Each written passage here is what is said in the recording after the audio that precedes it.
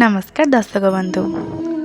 आपण तो पुरी श्रीक्षेत्र जाइथिबे, देखिथिबे महाप्रभु श्री जगन्नाथंकर आखि बहुत बड़ होता है। हेले से समय आम जो भगवान को देखी था से समय गोटे मनर एक प्रश्न आसे कि भगवान आखि एते बड़ कौन पाई होता है। तो यार रहस्य जानवा हेले या पछरे थिबा गोटे छोट कहानी को भी जानवा पड़ो।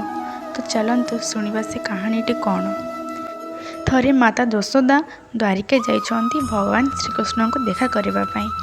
भगवान श्रीकृष्ण से राणी और पाटराणी थिले।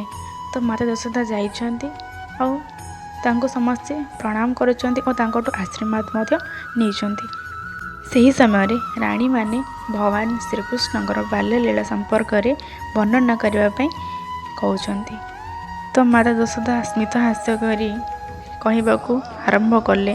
तो सही समय माता सुभद्रा लुचि लुचि आसी सबू कथा शुणी दौरान।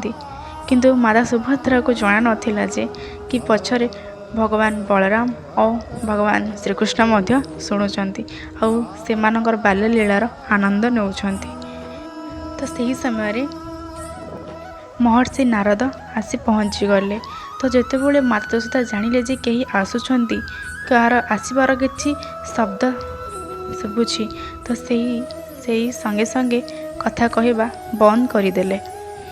महर्षि नारद जितेबाला आसी देखिले कि भगवान बलदेव जगन्नाथ एवं माता सुभद्रा बहुत उल्लास सहित तांकर बाललीला को आनंद रे मजा नौछन्ति और तांको एई मजारे तांको आखि बहुत बड़ हो जाइछि।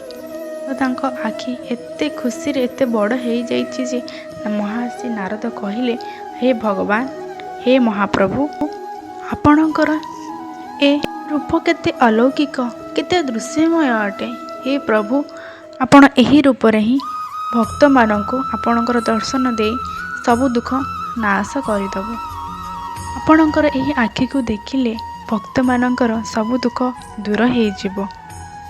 तो महर्षि नारदंकर कथा को रक्षा करी भगवान श्रीकृष्ण कली जुगरे जगन्नाथ रूप में आविर्भूत होती, जहाँ को देखिले दुख कमी जाए। और श्री जगन्नाथ पुरी श्रीक्षेत्र धाम रे आविर्भूत होती, जहाँ को शंख क्षेत्र एवं तीर्थक्षेत्र कहुआ जाए। जय जगन्नाथ।